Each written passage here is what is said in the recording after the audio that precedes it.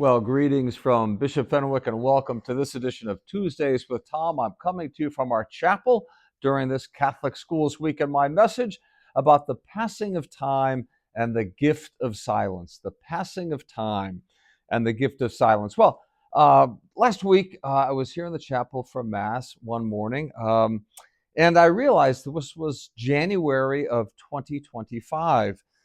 And I thought back to the fact that 40 years ago, in January of 1985, I was a Jesuit novice on my 30-day retreat at Eastern Point, just up the road along the coast in Gloucester. I would turn 23 that year.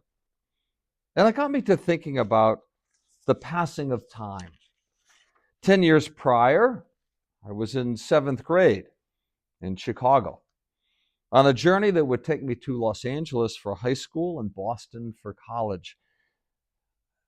Middle school, high school, college, the real world, all in a decade. I wonder if any other decade in life brings so much change or carries such impact and influence in our lives. Maybe that's why I think the 4 years at Fenwick are so important. And the gift of silence.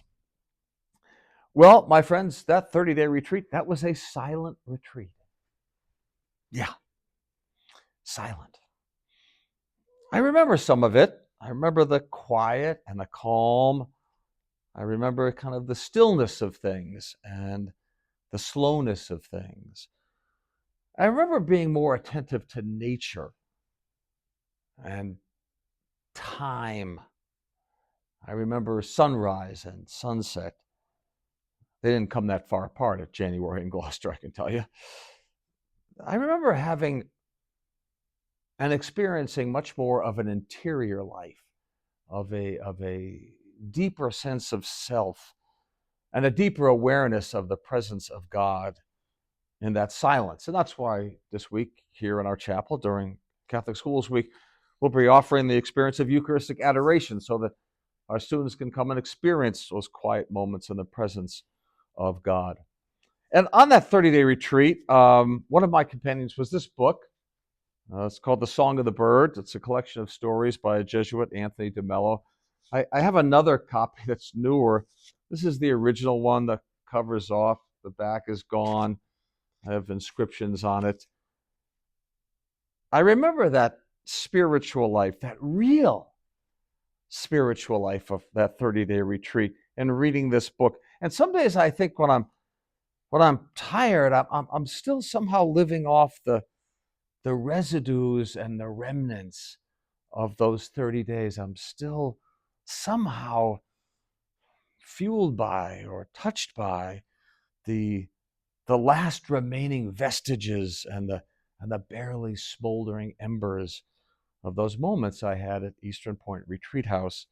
And one of those moments was reading this book and this particular story about Thomas Aquinas, whose feast day we celebrate today. The story goes that Thomas Aquinas, one of the world's ablest and, by the way, most prolific theologians, suddenly stopped writing towards the end of his life. When his secretary complained that the work was unfinished, Thomas replied, "Brother, when I was celebrating the liturgy some months ago, I experienced something of the divine. That day, I lost all appetite for writing. In fact, all that I have ever written about God seems to me now to be straw."